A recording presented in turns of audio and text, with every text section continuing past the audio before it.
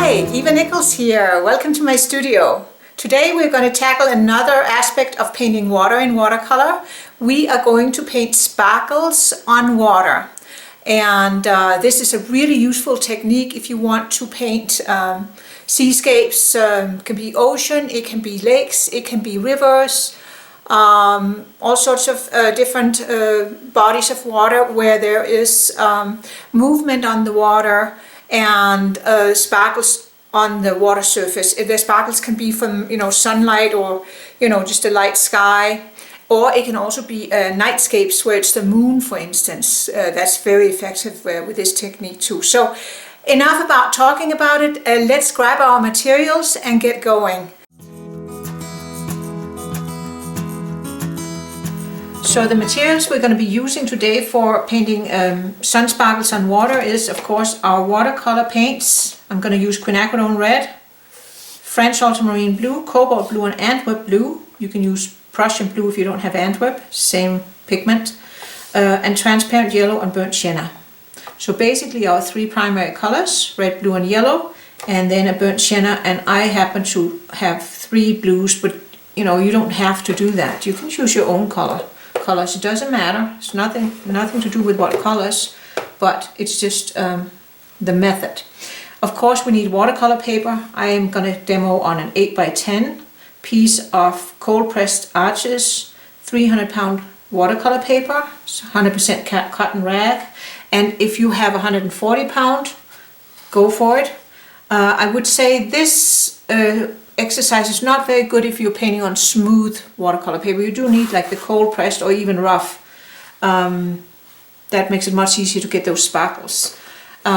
We need our spray bottle, and we are going to use our 1-inch flat wash brush, dagger brush, maybe number 8 round brush, and I think that's pretty much it on the brushes. I'm going to show you a little extra bonus on how to get sparkles on water if you didn't get it by painting them. So if you have an X-Acto knife, that would be great. And paper towel and a credit card to scrape out the foreground, or you can use a palette knife. And I also use some old terry cloth to take the water out of my brush. But there you have it. And you might also like to use just a pencil and a kneaded eraser just to put in just faint lines on where you have your mountains and your water and your foreground. It's very, very minimal drawing involved, but it's nice to have a few lines to keep you on track. And our 2 water containers, of course, with clean water. One that we keep clean for diluting the colors, and one we rinse our brushes out in. That's, pretty standard. Okay, so I'm ready. Got my puddles ready. My cobalt blue, my French ultramarine blue, my burnt sienna, my Antwerp blue, my transparent yellow, and my quinacridone red. And here I have cobalt and Antwerp in the same little mixing area so I can kind of mix those. That's going to be my sky color, and I'm also going to use that as my base for my water. And I did my tiny little sketch here. I did it very light. Sorry. Hopefully you can see it. It's really just a line to show where the lake meets the mountains on the other side. My mountains, that's the sky, and then I just very roughly just kind of hinted at where my foreground would be. I want to keep it simple because what I want to show you here is not so much painting a landscape as it is the water part, where we're going to paint sun sparkles on the water surface. So that means that a light wind is blowing, so there's little ripples on the water, and they are in all sorts of directions and reflecting the light. That's really the technical explanation for what's going on here. So it's like little prisms almost. And I have a very easy way of depicting that I hope you'll like and enjoy. So we're going to start with painting in our sky. And I'm just going to use my flat 1-inch flat wash brush. I usually turn my paper on the side, makes it easier for me to just get the nice big strokes. And I'm going to go almost down to the edge or the top of the mountains here, leaving just a millimeter of space in between. And there we have it. Give a look, make sure that I got nice wet surface for the colors to flow and no dry spots. So let's check on that. Looks pretty good to me. Can you see it? I don't know if you can see it in the light of the camera. So here we are, and let's not fiddle around too much. Here is the cobalt blue, and I'm going to put some of the Antwerp in, give me a richer, darker color. And then I am going to start over here, and I always start from the top when I'm putting in my sky, because the sky is darkest at the top, and then it gets lighter as you move down. And now I'm going to rinse out my brush, and I'm just going to dip into a little bit more watered down of the cobalt blue. And while it's still very, very wet, I'm just going to go down to the edge of the mountains here, to the tops of them I should say. And I want to rinse out my brush again. I don't have all the pigment out, but almost all the pigment out. And then I want to have my sky lighter right here, because that's where the sun's up here somewhere. And so the sky would be lighter, closer to where the sun is. There. And actually, I might just go in and just do a hint, and I mean just a hint, of the red into my cobalt blue, just to warm it up just a tad. There. I can see I painted into my mountains a couple of places. Not that it matters so much, but I'll take care of that. Okay, that was easy. Thinking I might just run in a little bit more color on this side while it's still wet. You can't do this once it starts drying, stay out.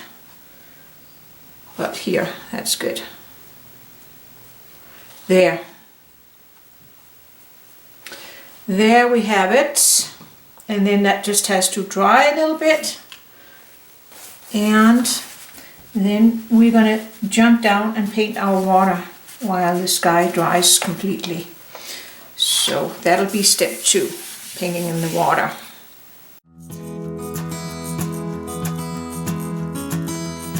So while my sky is drying, let me just show you what I'm going to do with the water application here on the water part. And I'm just going to put a little bit of pigment on my brush so you can see it. I'm going to go in from the edges so that I get a solid color out here, and then let me put a little bit more pigment on so you can really see it. And then I'm going to drag it across and then go in from the other side to create those sparkles on the water. I'm going to do it so it's almost like I'm painting the painting with water first, and then afterwards I'm coming in with the actual pigment. So I'm using my dagger brush for this. You can use any brush that works for you. I would suggest you practice a little bit first.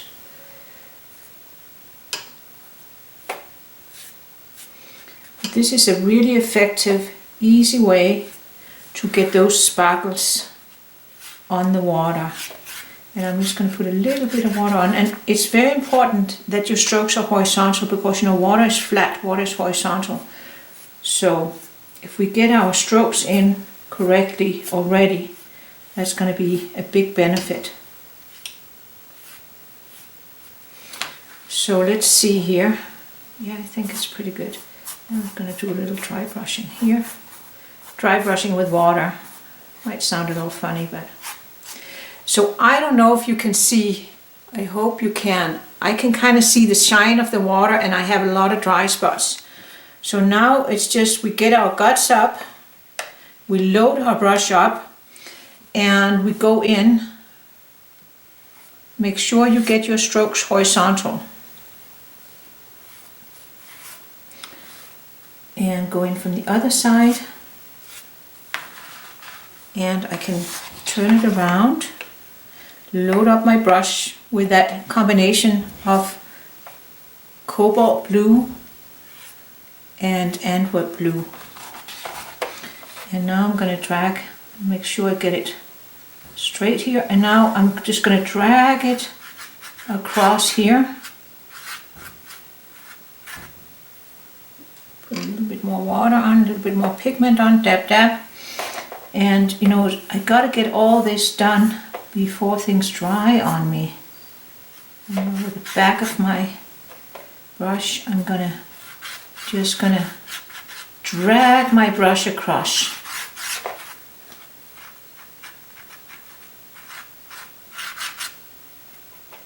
And the same here. Drag it across.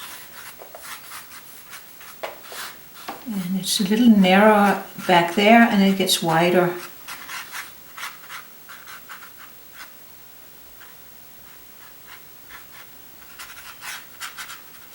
There we go. And now I'm going to take a little tiny bit of yellow and put it into my blue mix so I get a nice turquoisey, more turquoisey color as we go forward here. And I'm going to run that in again here and here. Could be a little bit more there. There we go. And I'm going to go back in before it dries. So it's just, you know, you just got to do it. Just do it. And again, if you practice first, would be a really good idea probably, if you've never done this before. Because it's just takes a little bit of practice, I would say.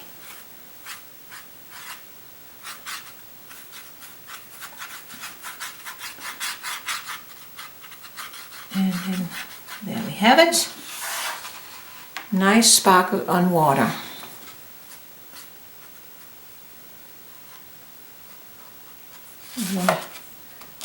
Just pull it in a little bit more, and I have to get all this done before it dries on me, because once it starts really drying, then you know I'm going to start getting all sorts of run backs and stuff, and I don't really want that. I'm just fixing the sparkles a little bit here, and make sure I get that nice horizontal feeling. Alright, and then I'm going to rinse out my brush, squeeze out all the water, so I have a nice sharp edge. And then I'm going to, I usually turn it on the side, and I'm going to lift out a few reflections. And you can see that horizontal action really helps say water. There.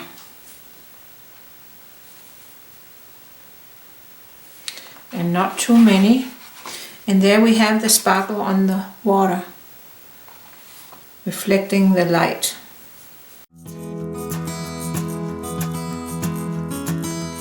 As that's beginning to dry, we can go in and put a little bit of water here and there on the foreground. And I'm not being real precise or anything like that. And then let's go in and put some of the colors on that we have. I don't mind if it kind of runs up into there a little bit. There we have it. That was a little bit of the yellow. Let's do some of the burnt sienna. Let's do some of the Antwerp and the red. French ultramarine blue.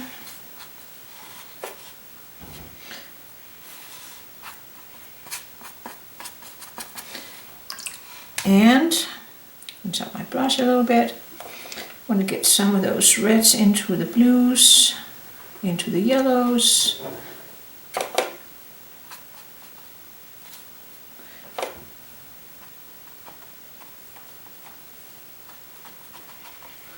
And get some of that French ultramarine blue in. And you can see I do kind of like little spiky forms because, you know, I want to get some wildflowers in. Thinking springtime. And we want to get some more yellow in, get some greens where it hits the blue. Lots of greens.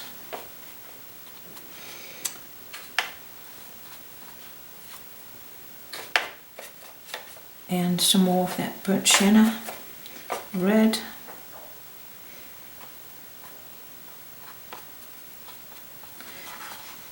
And take a little bit more of the yellow. Just get that in when we have some of, I don't mind a little bit of the white showing through, but not too much. Of course, I don't want to take away from our lovely sparkle on the water.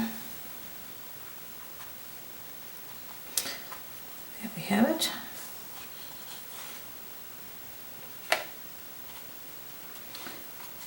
And I think we're good.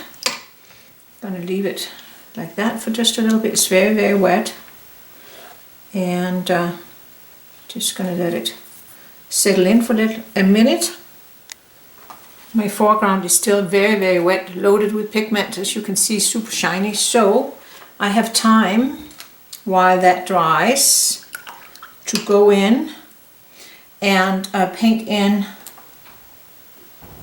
my mountain shape. So I have a mountain here in the background. I'm going to put a little bit of water on. And then I'm just going to put a very, very neutral grayish blue color on that I mixed with my cobalt blue and then whatever mud I could find on the palette from the colors I already have in the painting. I always like to keep my color scheme harmonious by using the same colors in different areas of my paintings, just in different combinations. So here's that. It's paler and bluer and less defined because it's way out there in the background. So like that, and then I like to put in just a little dab of that color here and there, just to give it a little color variance. So now I think it's time for me to get my trusted credit card out and start scraping out some of those rocks that are here in the foreground. We'll start from that side. It's really dry there, so let's get that taken care of right away.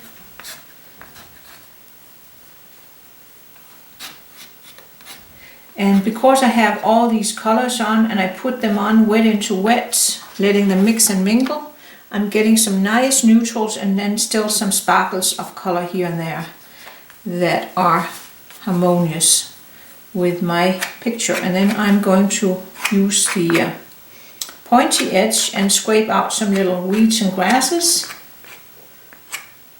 And I do like to have some of them go up and overlap a little bit into the water. There, voila. And then that will dry. Let's see, still a bit quite wet, but it was dry enough that the colors pretty much staying in place. And I'm hoping that that kind of looks like some vegetation, some flowers, some bushes that are there. And we can always put in a couple of big trees if we want to. So while that's drying, and this is dry enough, and I can put in the next little mountain. So again, I just put some water into the shape. Clean water.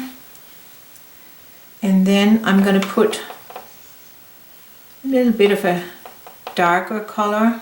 Can be a little warmer too. In this one here, because it's closer to us. So that's a nice muddy color too. Gray, a cool gray, but not as cool as that one, and a little bit darker.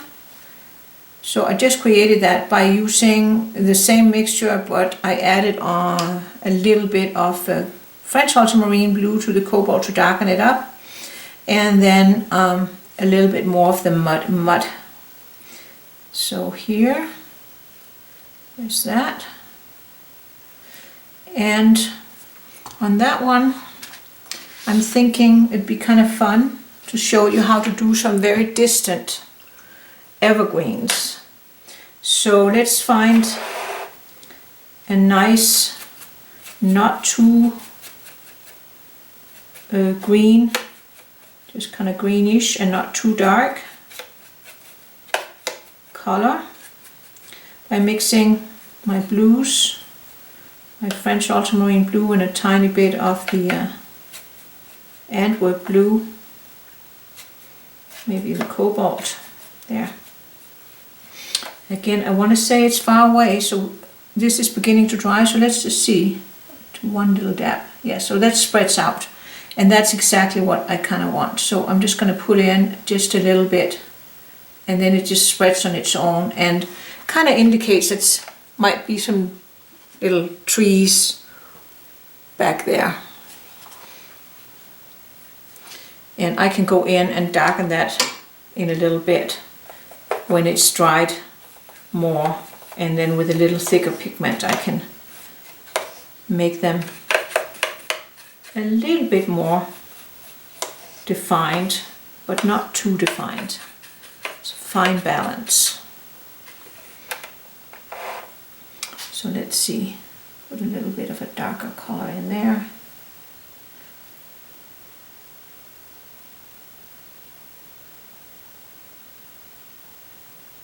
There. Yeah, I like that. See, it gives a nice little color variance. Oops, I can hold it like this. Just a little hint of interest, but not too much. And actually, I think it'd be nice if I did some up here too, behind here. See, here it's already drier, so it'll be a little darker. I'm not sure I like that. And if I think that's a little too much, let's just take our little paper towel and blur it out. And so that's a little bit bluer. Of course, they have these trees are closer than those. Of course, there's another mountain range in front. And see, yeah, I think we can do it. So then we want the last one. Painted this one here and put some water inside the shape.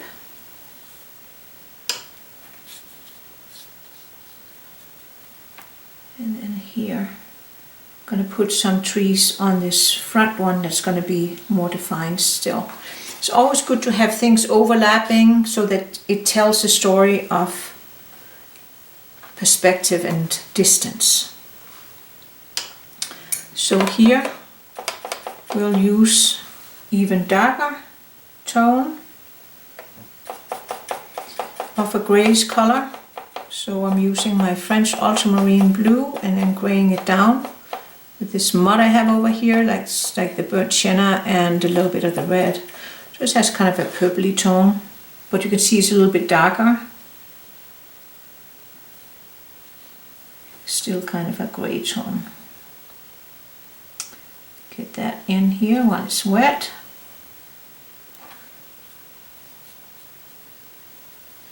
And might even put a little bit of a green tone on there.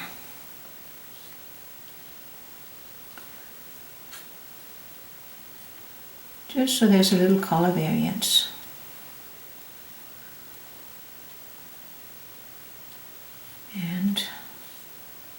There we have that. So that's the basic shape, and of course I could totally leave it like that, but I think I want to have a little fun. And so I'm going to take a smaller brush, and now I'm not going to have too much water on it, and I'm going to go in, get a little bit more of that French ultramarine blue, get a little bit of the yellow on it, but not too much. Let's see how that goes. Dab, dab, dab. And then let's go in and put some more, and I want to put some trees on here. So if I can just kind of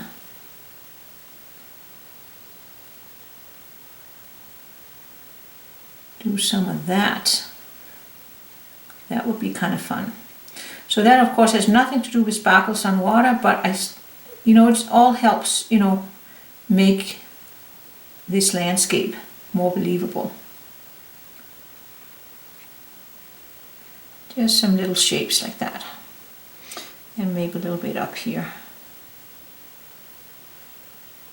Little patches of trees here and there. And I want to get another little patch here that can go out of the picture. There's that. And those are more undefined. They're kind of on towards the edge. Just get rid of some of these little white spots here, so they don't take away from our sparkle. And there we have it.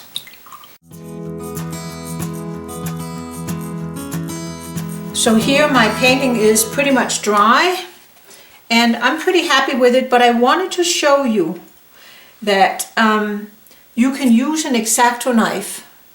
I have this model, but whatever model you have. And either if you didn't get any sparkles on your water, and later you thought, man, it would be nice to get a little sparkle on the water, you can, with your X-Acto knife, just be careful, you can gently scrape out some sparkles. Now this has to be done after everything's dry, and you can't paint into it again. I mean, you can, but that's going to be a disaster because, then now we have damaged the paper. But see how that can really, and it's actually, I also do it sometimes like on this one here, just to make those edges here less hard and just a little bit more subtle. I really like that look. So there you have it. See how we can really get that to look great. And you can just do the sparkles just without, this dry brushing that I showed you. You can actually go in and do sparkles afterwards, like if you needed some little sparkles on the water here and there. Make sure they're horizontal. Okay, I should probably stop pretty soon because, I got quite a bit of good sparkles in here. There. I actually think that really improved the painting a little bit, made it just a little bit more subtle, the transition. So, little extra tip. So here is a little inspiration for you. If you want to change up the subject matter, you can do it as a moonscape, you can do it as a river. There are many ways of using this technique, so I hope it'll inspire you, and first and foremost, have fun. Happy painting!